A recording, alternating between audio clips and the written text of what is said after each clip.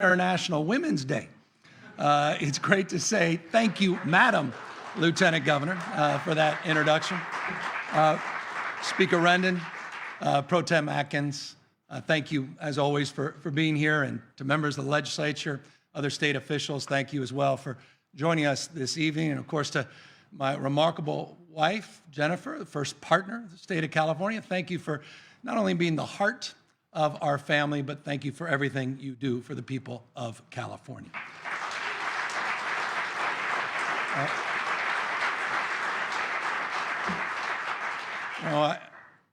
It goes without saying, given the state of our world, I don't imagine there are many people outside of these walls waiting on the words that will be said here tonight. But it's important, as the rabbi said, for us to come together nonetheless, not just to mark how far we've come in the fight against COVID, but also to reaffirm our commitment to democratic institutions. As the people of Ukraine continue to come under assault, 2 million, by the way, 2 million people already displaced from their homes, we take strength from their courageous courage as well as their willingness to fight for their freedom.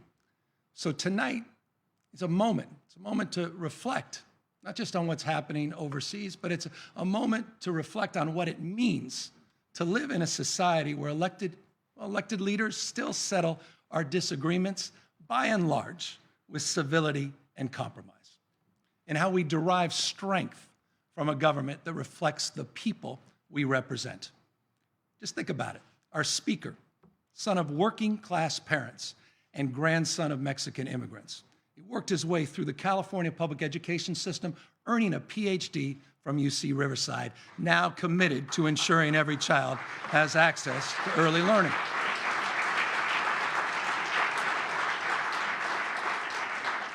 Our pro tem, born in poverty in Virginia. She came to California and became a champion for housing and equal rights for all, the first openly gay woman to lead both the Assembly and the state Senate.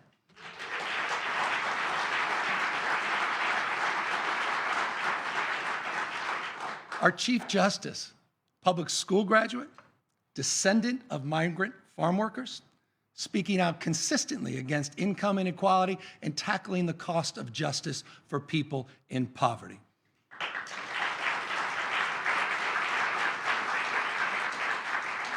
And take our constitutional officers here tonight. Think about this. They include the daughter of an Arkansas sharecropper, an immigrant from the Philippines, the daughter of parents born in China and Greece, one raised by a teacher from Panama, and the proud son of undocumented Mexican immigrants. Thank you all for your remarkable service to our state.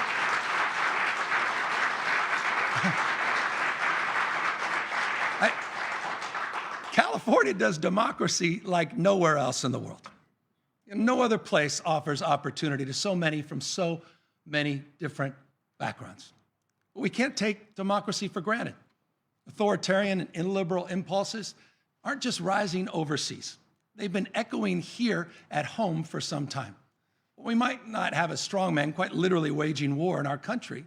We are plagued by the agents of a national anger machine, fueling division, weaponizing grievance, powerful forces and loud voices stoking fear and seeking to divide us, weakening the institutions of our democracy, counting on complacency to erode voting rights, scapegoating vulnerable minorities, conjuring conspiracies, and promoting otherness, actively exploiting the anger of the anxious.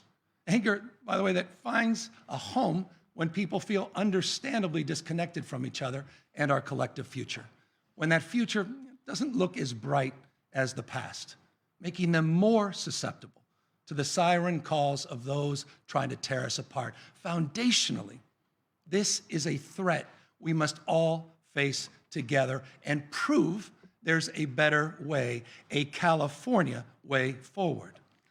The California way.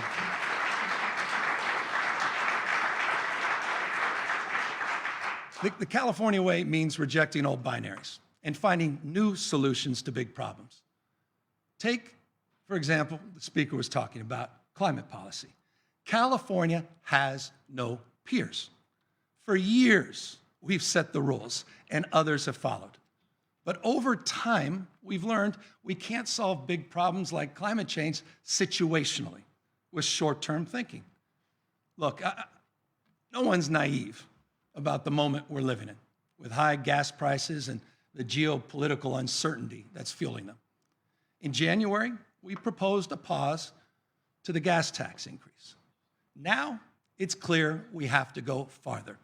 And that's why, working with legislative leadership, I'll be submitting a proposal to put money back in the pockets of Californians to address rising gas prices.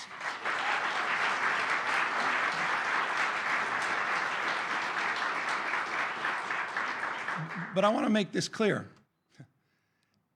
At a time when we've been heating and burning up, one thing we cannot do is repeat the mistakes of the past by embracing polluters, drilling even more oil, which only leads to even more extreme weather, more extreme drought, and more wildfire. What more evidence? What more evidence do you need than our own state? Just think about this. In the past few years, we've seen whole communities nearly wiped off the map. Greenville, Paradise, Grizzly Flats. How many more are we willing to sacrifice? We need to be fighting polluters, not bolstering them.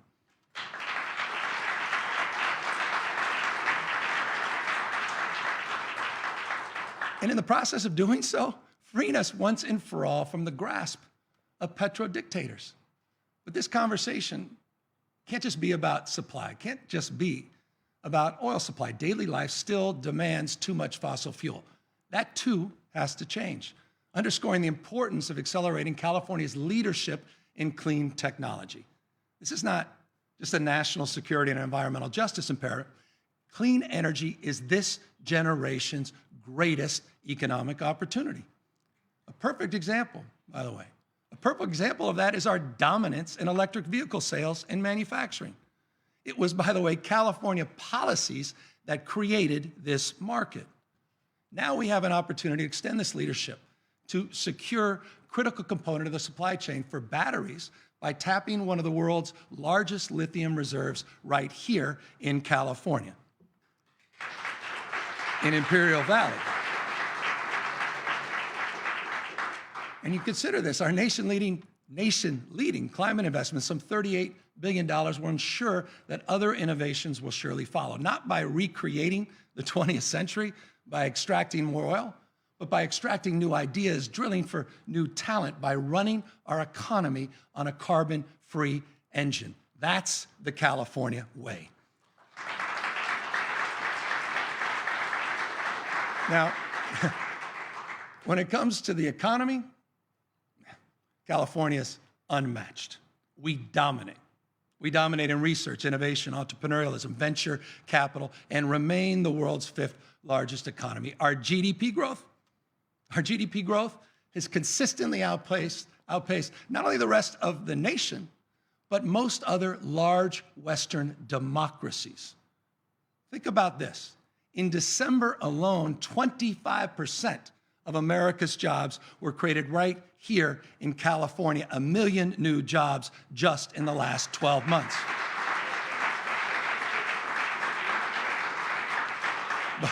More new business starts during the worst of the pandemic than Texas and Florida combined.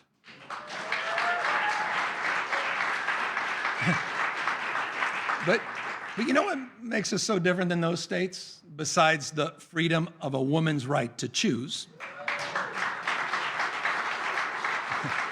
What makes us different is that as our businesses grow, we don't leave workers behind. Just consider what we did last year for middle class here in our state.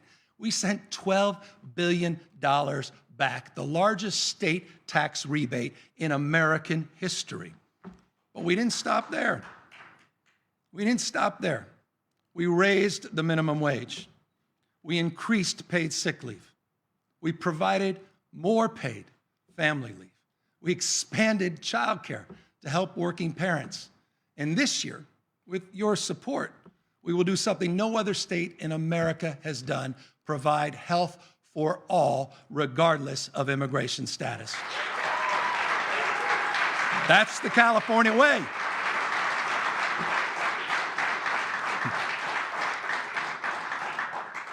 And speaking of not leaving people behind, no state took bolder steps to protect public health and human life over the last 2 years. Our lockdowns, distressing as they were, saved lives. Our mask mandates saved lives. Your choices saved lives. California experienced far lower COVID death rates than any other large state. Fewer than Texas, Ohio, fewer than Florida, 35% fewer to be exact.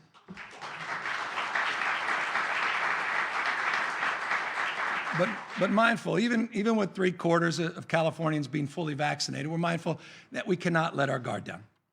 And that's why just last month we put out our Smarter Plan, the nation's first blueprint to stay ahead of future variants and seasonal surges. And I just want to thank you. I want to take a moment to thank all of you, to thank members of this legislature for all you did over the past 2 years to help keep us safe.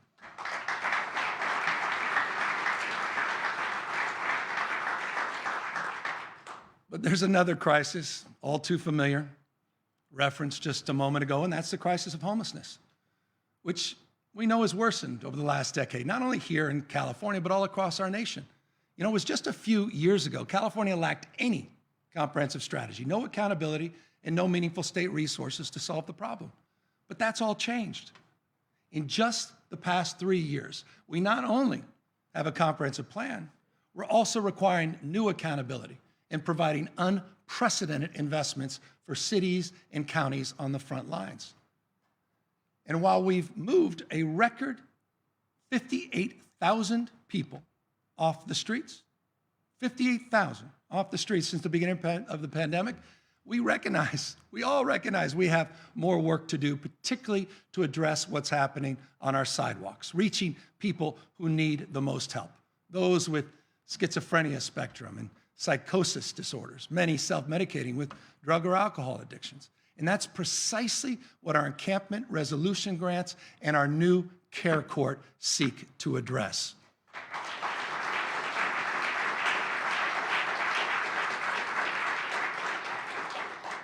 Getting people off the streets, out of tents and into housing and treatment is essential, clearly essential to making our streets safe for everyone. But public safety certainly isn't just about homelessness. Bobby Kennedy, just 6 weeks before he was killed by assassin's bullet, reminded us that the health of a society depends on the ability of people to walk their own streets in safety and not to be frightened into isolation. A nation, he said, which surrenders to crime, whether by indifference or heavy-handed repression, is a society which has resigned itself to failure. Our approach is to be neither indifferent to the realities of the present day, nor revert to the heavy-handed policies that have marked the failures of the past. We're funding local law enforcement and prosecutors to investigate and solve more crimes. We're bolstering the Attorney General's office, prosecuting organized theft rings, and getting illegal guns off our streets.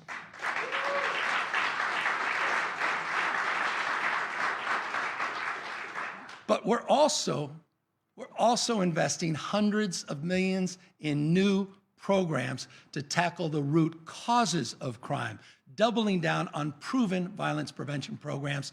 That is the California way.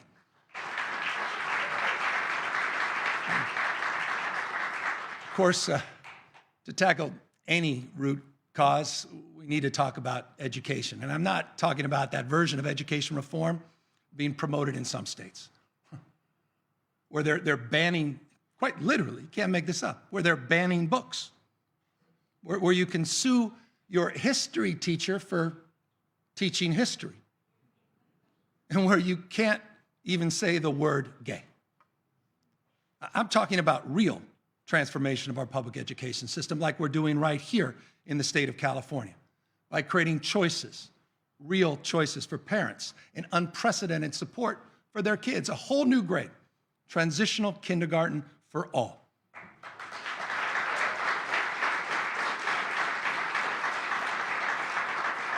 9 hours of enrichment a day with true universal before and after school programs. Expanded summer school, universal nutritious meals, millions of new child savings account, and free community college. That's the California way.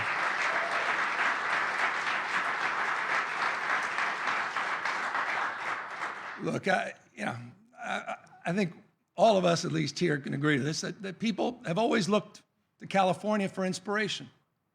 And now in the midst of so much turmoil with the stacking of stresses and dramatic social and economic change, California is doing what we've done for generations, lighting out the territory ahead of the rest, expanding the horizon of what's possible. We know that government cannot be the entire solution, but we also know that government has always been part of the solution by creating a platform for people and the private sector to thrive. You know, as Freeman said, we have a formula for success, setting rules for risk-taking, not recklessness, infrastructure, research and development, investing in our conveyor belt for talent, the finest system of higher education anywhere in the world, our CSUs, UCs, and community colleges. And ensuring society provides a hand up when people need help, maintaining our pro-immigrant policies and welcoming refugees from around the world.